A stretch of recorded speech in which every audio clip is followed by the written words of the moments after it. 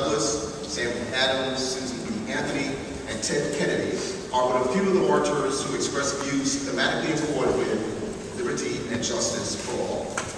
And so today, the 185,000 women and men who work in the state's human services sector that supports 1 in 10 residents seek to better understand the views, the vision, and equally important, the intended actions of those who wish to lead our government in 2011 and beyond.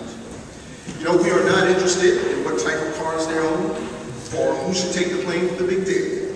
See, we do want to know how they will support the employment of people with disabilities, how they will address the insufficient wages in our direct care workforce, and how they will support this sector's significant social and economic benefits that not only reduces jobs, also develops jobs for those who are our clients and consumers, and permits others to work in banks, retail, education, and other sectors while their dependents and loved ones are in our care.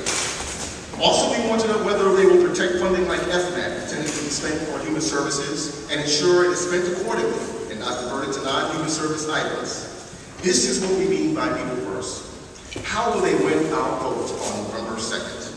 These are but a few of the areas we will cover today, but unfortunately, we will have more questions than time for their responses. And leading us into this forum discussion is a woman well known to many of you. She is the Director of Public Affairs and Community Services for WCBB-TV.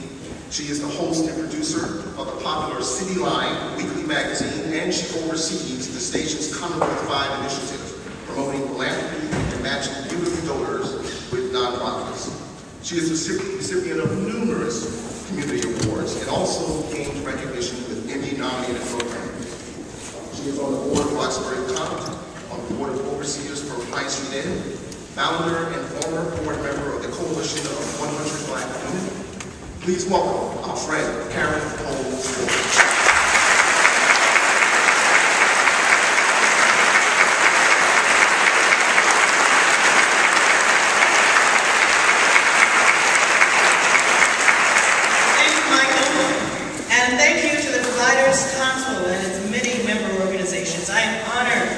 Serve as moderator for the first ever gubernatorial candidate forum to focus solely on the human service sector.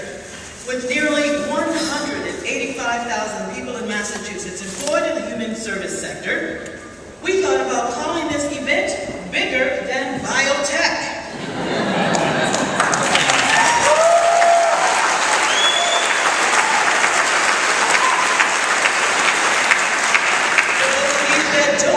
This sector employs more people than either biotech or telecommunications. And I'm glad to report that we did not have to twist any of the candidates' arms to get them to join us, because they already know how important all of you are to the Commonwealth, and we'll hear more from them on that soon. As part of our 5-4 community initiative, WCBB-TV is happy to serve as a media co-sponsor for this event, along with WHYN News Talk 560 Springfield, and we're looking forward to what we hope will be a spirited and informative discussion. Before we begin, an important safety notice.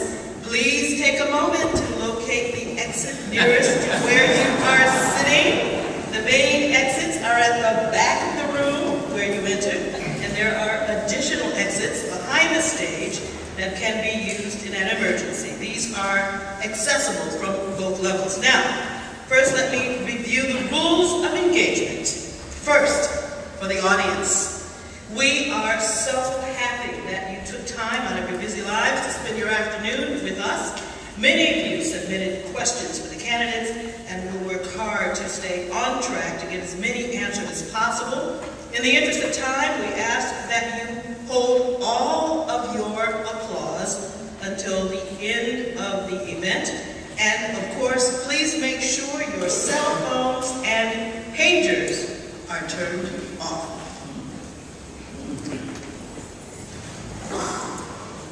Now for the candidates. We're grateful that each of you made time to be here today, and we promise to make the most of this time.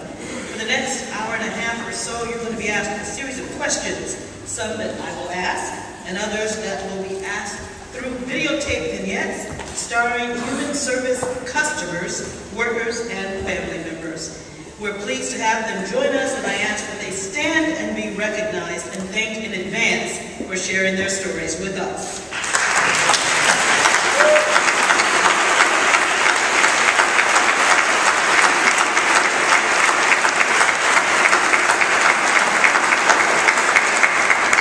Each candidate will have up to 90 seconds to answer each question.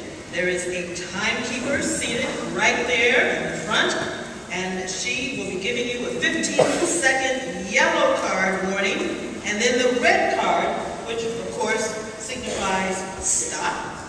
Based on our pre-event, that's right, 15, stop, red, we got it, okay? Based on our pre-event drawing, You ready to go, Mike?